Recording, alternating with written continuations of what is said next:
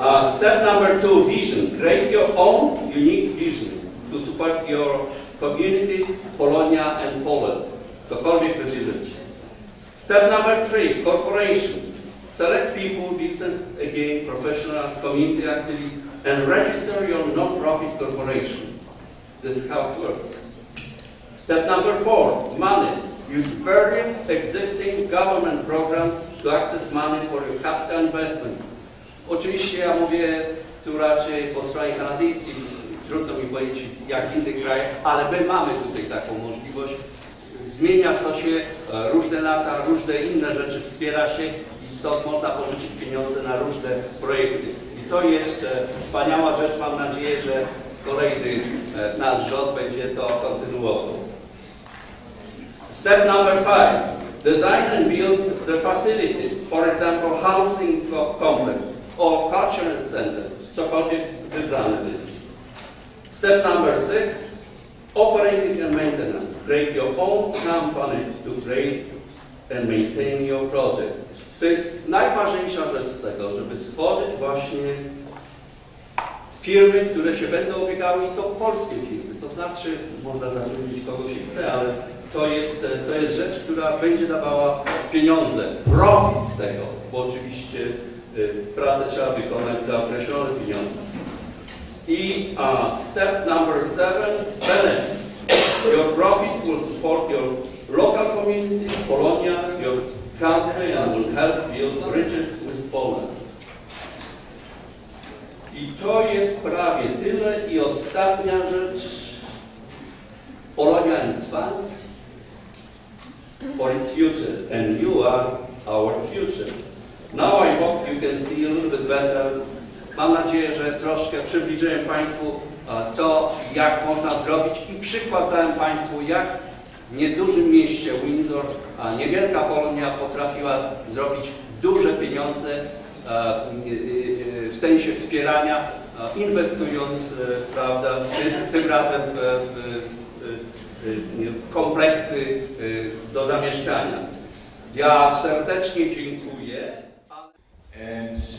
Before I get on to the topic of fundraising, I'd like to make this group of delegates aware of something. I've attended Polonia events for many, many years, and there was a common lament that you would hear from members of the community. Where are the youth? Where's the next generation?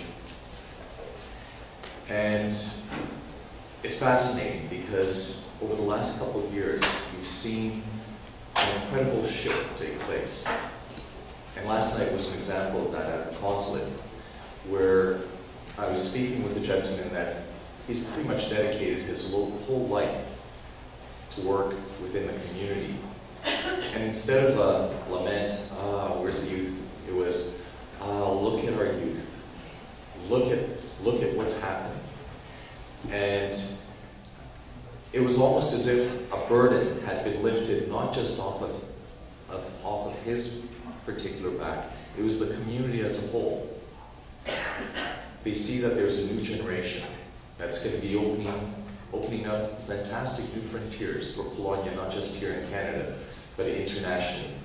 So I'd like to really congratulate you on the path and the journey that you've set off on. It's full of promise. Now, onto the topic of fundraising. I'm not a professional fundraiser. In fact, I'm at the other end of the fundraising relationship between fundraisers and donors. I was basically a fund giver for many years. I've been in business for approximately 30 years, and my family culture was such that you always give back to the community.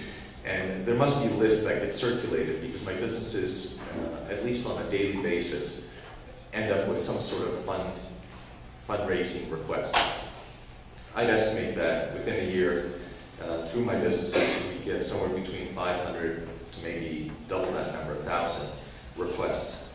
And I like to personally see all those requests. And most of them I don't pay any heed to. And you can categorize the requests into two types. There are the majority, which are professional fundraising requests. There are companies that are professional fundraising companies. And they obviously work because of the volume of requests that I get from these professional companies. They work because they work on those volumes. There are mass mailings, mass requests that go out. And when you throw out this big net to virtually everyone, you're bound to bring in some catch. But it's very impersonal. There's very few of them that actually manage to touch you on a personal level. Perhaps foster parents is one of those, where they create a personal relationship between you and another individual that's the beneficiary of your donations. And then there's the other category, the non-professional, people of goodwill that get engaged in organizations, community-based, whether locally community-based geographically, or in Canada especially, diaspora-based community organizations.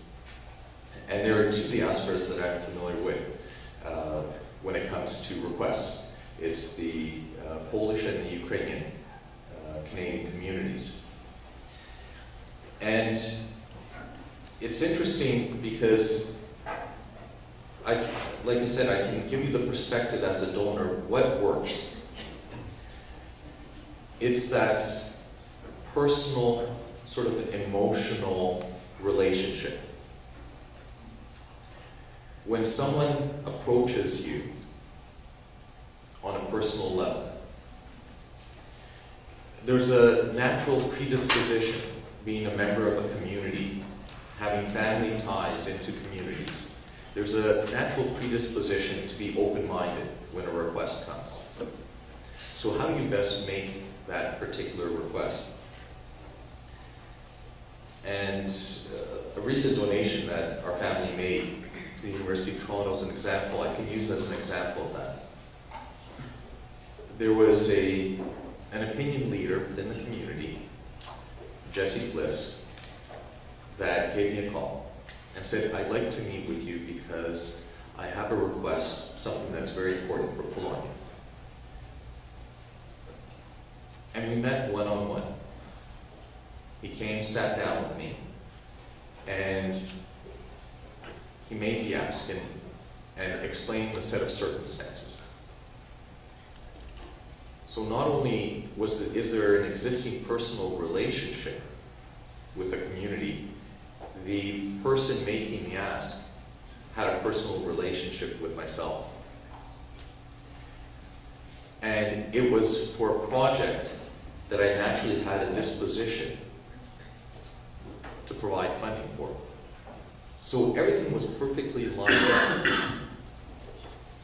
for a donation to be made. And I probably make a handful, half a dozen, sometimes more donations of those sort per year. So the key elements there are, for an organization like this, if you're looking to fundraise, what's your target? You're not going to do a mass mailing, but for instance, here in Canada, you have a Polonia that's 1 million strong. Now that's what the stats say. But of those, what is the potential target for your fundraising efforts? Well, probably a good place to start would be, okay, about 10% of that Polonia actually belongs to Polish-Canadian organizations, whether church organizations, cultural organizations, the various types of organizations. There's about 100,000 Polish Canadians that belong to the organized community. Now, of that 100,000, how many are actually actively engaged? So predisposed? Perhaps a quarter? So you've narrowed it down to about 25,000. And if you say, okay, how many of those have the capacity to make a donation of about $500, and with tax receipting, it's actually less than that, $500, for instance, in a year. So maybe, let's say 10%. that means that the pool of potential donations is somewhere around $1,250,000. Now, if you take those 2,500 people, the 10% that are the most well-off, that have done especially well, and say, okay, from those 250 people, how many can donate between 1,000 and 10,000 if the right approach is made? And we're not talking about a lot of people numerically, it's about 250 people. And if you average that 1,000 to 10,000, once again, we're somewhere close to that range of an additional 1,250,000. So we now have two potential approaches and a pool of about $2.5 million. And then, as in any group, you have the ones that have done extremely well. I know the Polish-Canadian business community here in Toronto. There's at least 20 people that can make a substantive donation, anywhere from $10,000 to $100,000. So you're looking at an additional million or so dollars. So you're looking at somewhere between $3.5 to $4 million that's available out there. Now, how do you tap into it? Your organization has done an incredible job in a very short period of time. And I briefly took a look at the sponsors for this event. And you've done a great job of arranging those sponsorships. But it's not that difficult to expand on that particular list and to make the asks.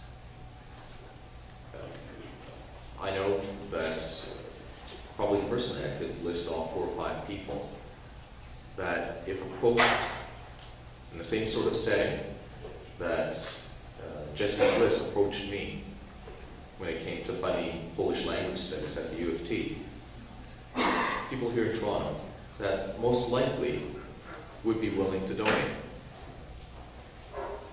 So you need to take a look at that pool, lay out how you're going to go about doing your asks, and then set yourself some targets when it comes to that. Now, it seems very methodical. It doesn't work. When I said at the start that I'm at the other end of the relationship between fundraising and fund giving, it wasn't absolutely correct.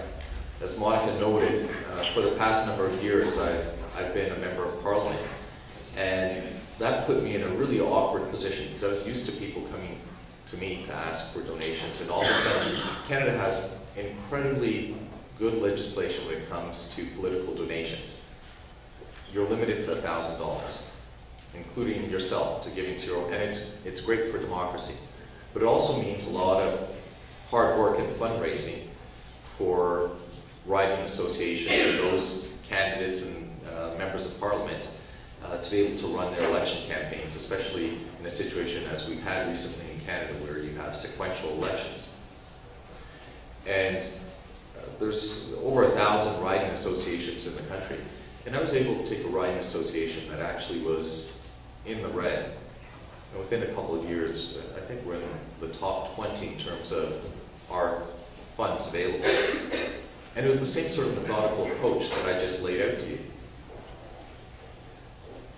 Except instead of Jerzy Bliss approaching me, I had a list of about 50 friends that over the years I had a strong personal connection, relationship, trusting relationship with, that every year I'd be able to approach.